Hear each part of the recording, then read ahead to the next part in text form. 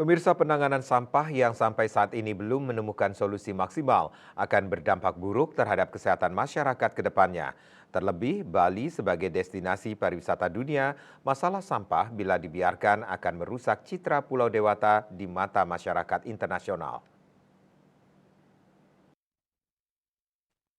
Persoalan sampah yang selama ini menghantui Kota Denpasar dan Bali pada umumnya merupakan kejadian rutin yang belum terselesaikan hingga sekarang.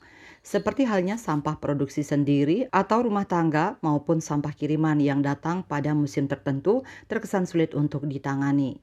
Meskipun dengan adanya petugas sampah di sejumlah desa maupun banjar dirasa belum cukup untuk mengatasi permasalahan sampah. Terlebih dengan musibah kebakaran di sejumlah TPA sangat berdampak terhadap mandeknya pengiriman sampah.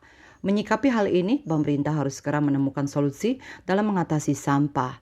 Penggiat paguyuban etnis dan pembauran Yusdi Dias menyatakan penanganan sampah yang terkesan buntu ini mesti menjadi isu bagi calon pemimpin ke depan. Bali darurat sampah mesti ditangani serius bagi calon pemimpin ke depan. Jangan sampai Bali menjadi ikon pariwisata dunia justru mendapat julukan Pulau Sampah nantinya. Tapi ultimate muaranya itu ada di pemerintah. Pemerintah harus segera menemukan solusi. Jadi untuk periode berikutnya kita pilih pimpinan daerah yang ada solusi mengenai sampah. Selain masalah lain lah, masalah perkotaan lainnya ya. Ada nggak dia ide bagaimana mengatasi sampah? Idenya itu perlu kita benar-benar elaborasi, kita kaji ulang, kita dengar betul-betul apakah ini bisa mengatasi sampah. Jangan diwariskan. Saya yakin betul, terutama dalam menghadapi pemilihan-pemilihan ke depan ini, masalah sampah ini akan menjadi isu sentral. Jadi calon-calon pemimpin itu harus bersiap-siap bagaimana mengatasi soal sampah ini.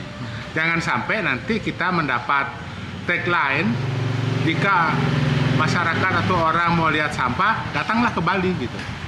Pihaknya sejalan dengan penjabat Gubernur Bali yang akan menggunakan dana pungutan wisatawan asing untuk penanganan sampah.